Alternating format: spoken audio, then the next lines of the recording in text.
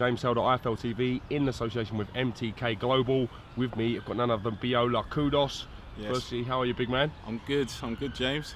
Good. Let's talk firstly a little bit about what's been going on in the world of Biola. I mean, prospect rated quite highly by everybody. Everyone was speaking about you and stuff, and then out of the blue, we heard that you're potentially retiring from the sport. Can you sort of talk to me about what's going on? Yeah, I just think last year was frustrating for me, like the boxing side of it. Like I was training, working hard in the gym, and then I fought early on in the year. I fought in February in Brighton, so I fought this time last year in Brighton at Scott Welch's show, and then I had my fight with Carl Wheeler in March. I lost that fight, but I still picked myself up. I was getting ready to go again, and then I was fighting on a home show in Portsmouth, and that was in July.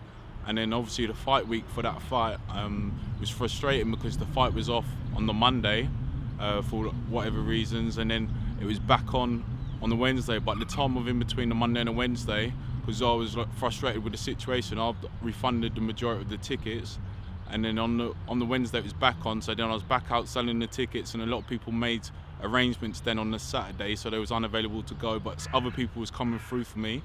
And then on the Friday, which a lot of people was unaware of, the fight was off again on the Friday morning. And at that time, I was really annoyed. And I thought, you know what, I gotta get this fight back on. Otherwise, I'm just getting a little bit disheartened with this whole boxing at the moment. And then on the Friday, we got the situation was resolved. And then just after 4 o'clock, got the confirmation that the fight could go ahead.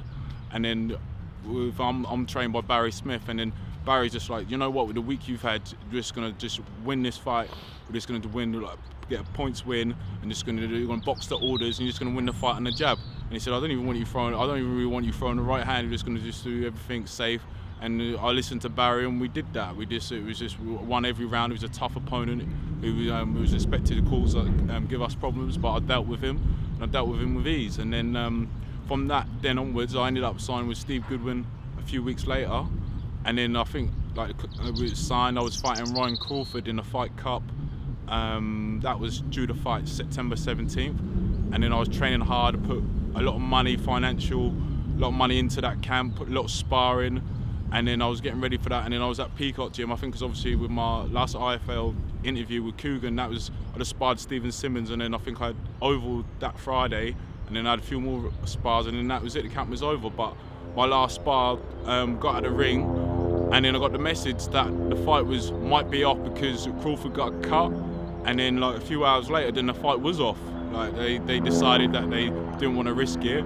And then so the fight was postponed then for 5-6 weeks later. So then with that postponement, I was training, and then I was getting ready. It was my last week of sparring. I literally just boarded a train from Portsmouth, and then literally got like 2-3 stops, and then got a call from the team and say that my medical had run out of date.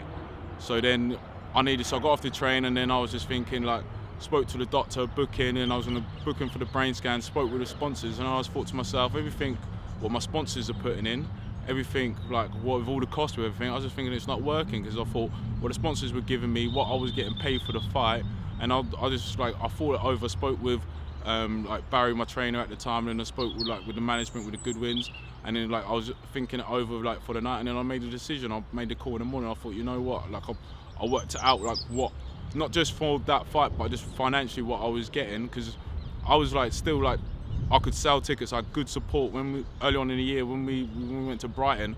I had like well over 100 supporters, and I don't even live in Brighton. I live in Portsmouth, and it's across the seafront, but it's not my city, you know.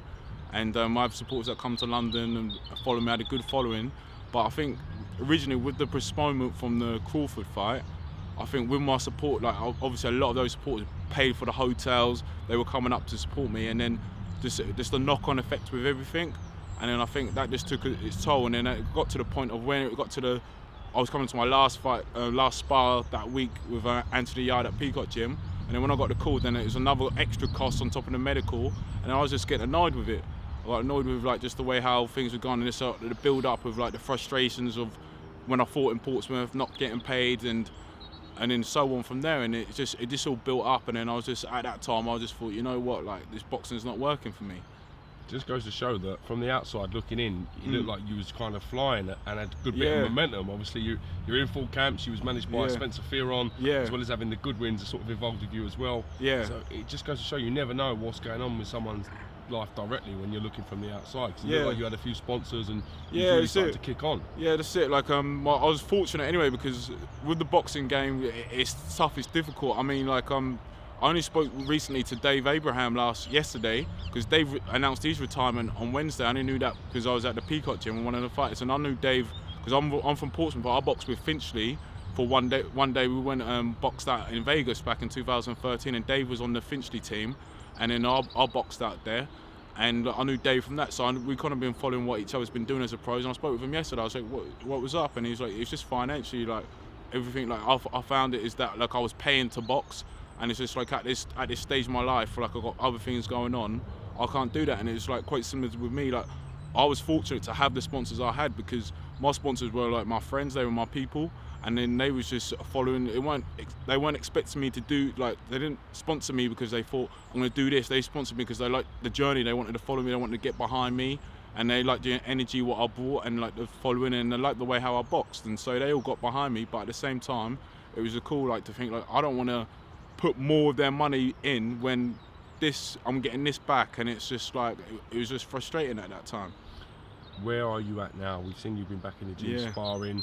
I know you've been going to a few boxing shows with your team. They're trying to sort of show you the good side and positive side of the sport, rather than sort of the bad run of luck that you've had. So where are you at now mentally with things, mate? Well, you know what? Like my thing was like this was end of October, so this was literally about 10 days before my fight, for the fight with Crawford. I stopped all the training, like, so for like 6-7 years I've been boxing.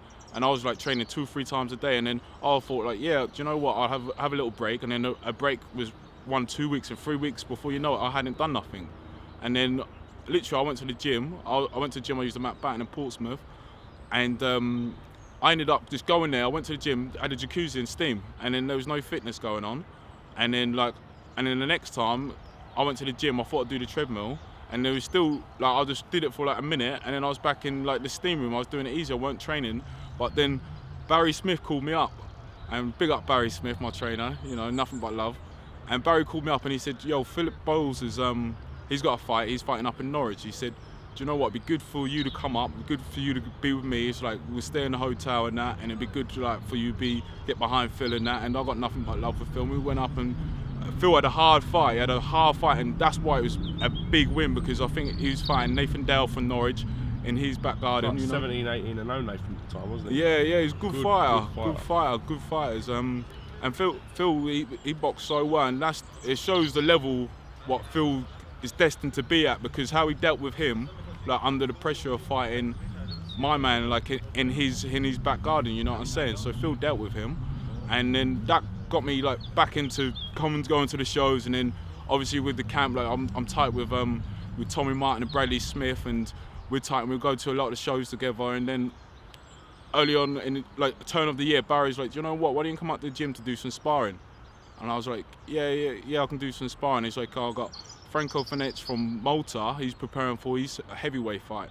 And then so I was back in the gym sparring with Franco and Barry, because Barry gets amongst it. Barry can dig, and we've been having like good sparring. We've been preparing Franco to his fight, and then I've just been like sparring with Franco every week now. So this is a month now. Like, this is early January I started, and then like I'm getting ready to fight. No, Franco's getting ready to fight for March, and Franco's like, "Biola, I want you sparring me every week now to my fight." And it's do you know what? Like, we're in the gym, and it's good. It's good energy. It's good vibes. And this is like what I realised. When I stopped boxing, I miss being around them people, like good people that bring out the best in you. Yeah. And these are what these people do. I mean, like, you got Barry, who like is my trainer, and then like with the likes of Tommy and Bradley, and with Franco as well. Franco's he's Maltese, but he's got good energy, and his nickname's the Tornado, and it's jokes. It's like we have jokes in the gym. We got Tornado's friend his nickname's the Hurricane. They come into the gym, Simon, and we're a good laugh. And you know what? Like, we're all going to Malta out in March, so we're all going to go support Franco. Like, we've all been part of the camp, and it's been great. And with the gym now, the gym's buzzing. Like, obviously, at the time when I spoke last time, we had the Upton clan in there, and you know, the gym banter is next level, and it's good because we have the banter, but we've got the right balance of when to step up the training. So it's not a point of like it's just banter, it's jokes, but it's hard training, and then it's in between, and then we're enjoying ourselves while we do it as well. So like it's a winning like antidote. You know what I'm saying? Looking now to take on a date potentially You're going to pencil something in and get yourself back in the ring? With me at the moment, I've announced making potentially a comeback if the right sponsors come in. I mean, I spoke with a few people. I've got a meeting later on this month, and then if the right sponsors come available, then that can happen. But for me at the moment, I can't say 100% I'm coming back, because I don't have the sponsors I had before, and I'll be coming back. Like, the game don't change, or the game won't change for me or anything like that. It's just, it was financially why I stopped initially anyway, because it was just setback, not getting paid, setback, and then like more fees on paying on top of your medical, and so I couldn't do that. And so as a point of that, I'm meeting with these sponsors. If the sponsorship's available, then we can look at dates and that. But at the same time, I'm enjoying doing the sparring. I'm enjoying being around good people and having a good laugh with like Barry Smith and the team, and it's wicked, you know what I mean? All right, well listen, Biola Kudus, it's great to get you on the channel again, my friend. Yeah. Thanks for giving us some time today, mate, and we look forward, hopefully, to seeing you getting your mojo back. Ah! Back in the ring, some big shots. The mojo will always be there, but if the finances there, then I'm back in amongst it in that ring. Top man, thank you very much, mate.